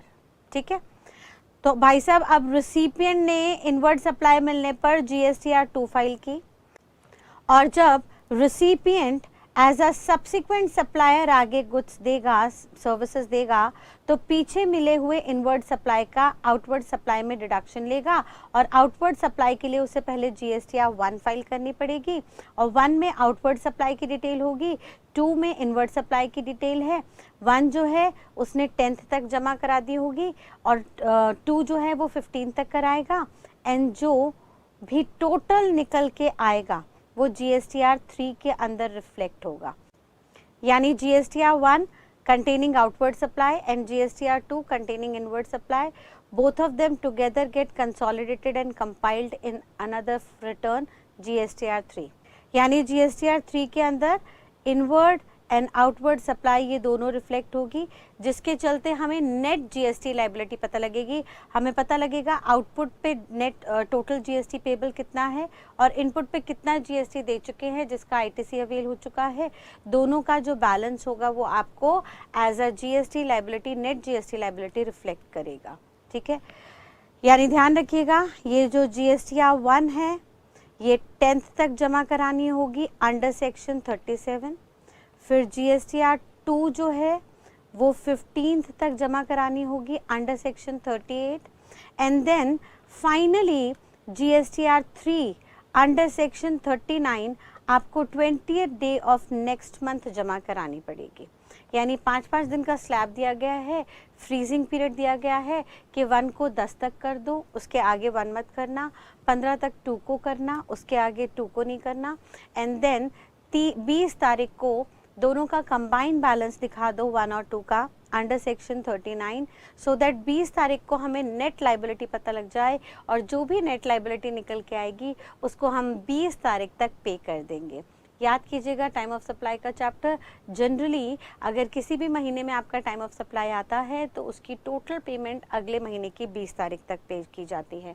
तो अगले महीने की 20 तारीख तक टोटल पेमेंट पे करने के लिए हमें टोटल लाइबिलिटी पता होनी चाहिए which shall be reflect under GSTR 3 जो 20 तारीख तक हम जमा कर सकते हैं। 20 तारीख लास्ट डेट है, उससे पहले भी चाहे तो आप ये जमा कर सकते हैं क्योंकि 15 तारीख को आपका GST 2 कंप्लीट हो चुका है। ठीक है, और GSTR 3 के अंदर 2 पार्ट होंगे, part A and B। A में तो 1 एंड 2 का डिटेल्स होंगी। ये A जो है, पार्ट जो A है वो ऑटो पॉपुलेटेड होगा, यानी 1 और 2 के अंदर जो भी इंफॉर्मेशन गई वो ऑटोमेटिक इंफॉर्मेशन यहाँ पे ट्रांसफ़र होगी। वेरस पार्ट B के अंदर नेट GST लाइबिलिटी निकलेगी जिसमें हमें दिखेगा कि कितना GST आउटपुट पे हमें देना था और कितना GST हम एज एन ITC अवेल कर चुके हैं, यानी थ्रू ई क्रेडिट लेजर और ई कैश लेजर। इस बात को हम आगे समझेंगे। ई क्रेडिट का मतलब है इलेक्ट्रॉनिक क्रेडिट लेजर के अंदर ये हमारे कुछ रिकॉर्ड्स बनेंगे, इन रिकॉर्ड्स को हम देखेंगे। इस रिकॉर्ड में हमें दिखेगा ITC कितना अवेल्ड था प्लस हमने कितना ITC यूटिलाइज किया, और ई कैश में हमें दिखेगा नेट बैलेंस जो हमें पेबल इन कैश है। यानी मेरा अगर 10 लाख का GST आउटपुट पे बनता है और 2 लाख का ITC मेरे को अवेल है तो 2 लाख का ITC मुझे ई कैश में दिखेगा और 8 लाख जो नेट बैलेंस है वो मैं कैश के थ्रू पे कर दूंगी थ्रू माय बैंक अकाउंट, और बैंक अकाउंट के थ्रू जो पे होगा वो नेट बैलेंस ई कैश लेजर में रिफ्लेक्ट करेगा। अब सेक्शन 16 क्या कहता है, यहाँ पे रेलेवेंट बात पे आते हैं। सेक्शन 16 ने कहा था कि सर व्हाटएवर द केस में बी रिसिपिएंट को as a supplier GSTR 3 under section 39 file कर देनी है timely by 20th day of next month, और 3 तभी फाइल होगी जब 1 एंड 2 फाइल होगी क्योंकि 1 एंड 2 का अपडेटेड डिटेल्स आपको यहाँ पे दिखेंगी। ठीक है, तो 1 एंड 2 टाइमली कम्प्लीटली आपका फाइल हो जाना चाहिए और 1 एंड 2 का बैलेंस यहाँ पे 3 में आपको रिफ्लेक्ट करेगा। 3 में पार्ट A के अंदर 1 एंड 2 का बैलेंस दिखेगा और पार्ट B में आपकी नेट GST लाइबिलिटी दिखेगी। ये जब सारा का सारा काम हो जाएगा टाइमली आपका, तब हम आपको ITC अवेलमेंट का बेनिफिट देंगे। ठीक है, यानी हमारे लिए क्या क्या कंडीशन बनी, सब पोजेशन होनी चाहिए इनवॉइस की, गुड्स रिसीव हो जाने चाहिए, टैक्स पे हो जाना चाहिए, 180 डेज में रिसिपिएंट सप्लायर को पे कर दे। यानी अगर 180 डेज में रिसिपिएंट ने सप्लायर को पेमेंट नहीं की तो 181st डे पे रिसिपिएंट ने जितना क्रेडिट अवेल किया था उसको अपनी किताबों से रिवर्स करना पड़ेगा।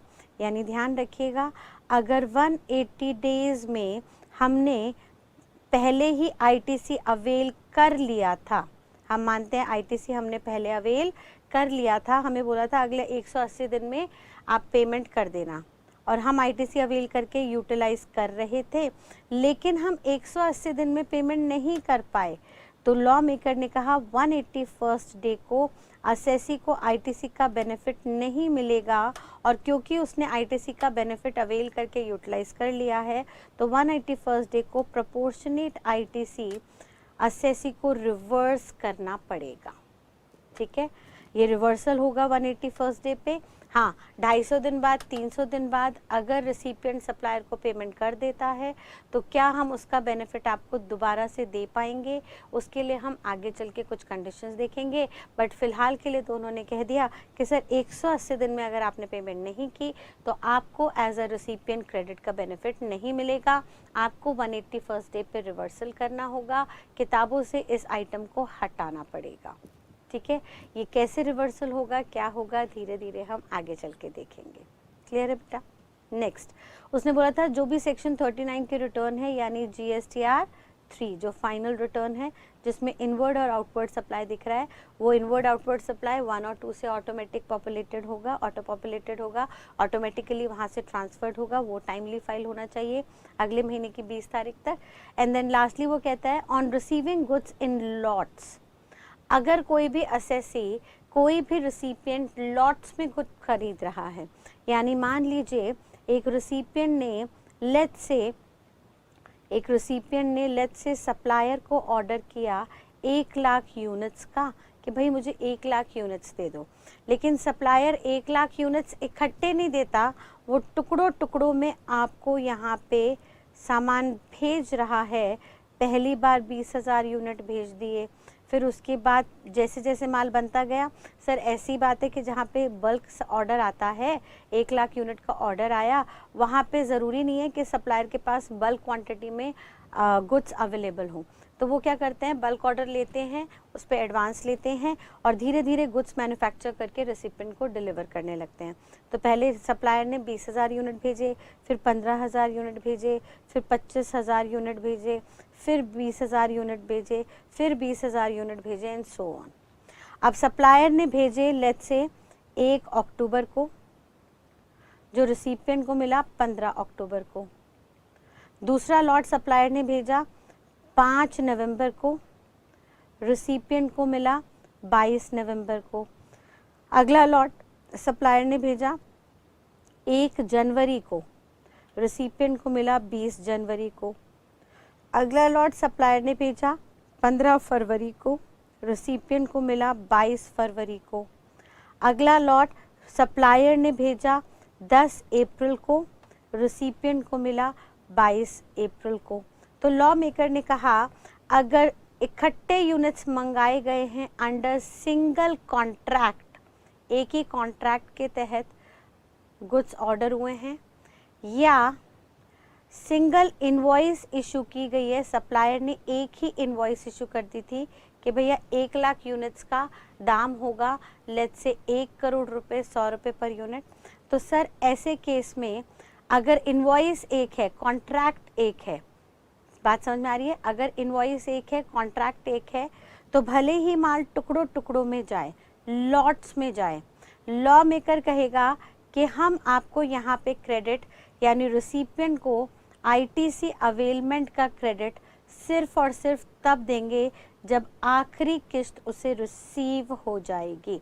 यानी 22 अप्रैल को फाइनली रिसिपिएंट को 1 लाख यूनिट्स पूरे के पूरे मिल गए, तो 22 अप्रैल को रिसिपिएंट पूरे के पूरे 1 लाख यूनिट्स पे ITC अवेल करेगा, यानी अपनी बुक में रिकॉर्ड करेगा GST paid on such goods received. ठीक है, यानी अगर इंस्टॉलमेंट में आ रहा है, कॉन्ट्रैक्ट एक है, इनवॉइस एक है, अगर एक ही कॉन्ट्रैक्ट है, एक इनवॉइस है, बट उसके अंदर माल जो है टुकड़ों टुकड़ों में जा रहा है, तो सर हमें नहीं मतलब कि किस डेट में सप्लायर ने डिस्पैच किया था। हमने अभी अभी पढ़ा था ITC रिसिपिएंट तब अवेल करेगा जब रिसिपिएंट को उनकी गुड्स की डिलीवरी मिल गई है, यानी जिस दिन डिलीवरी मिल रही है, जिस दिन गुड्स रिसीव हो रहे हैं, उस दिन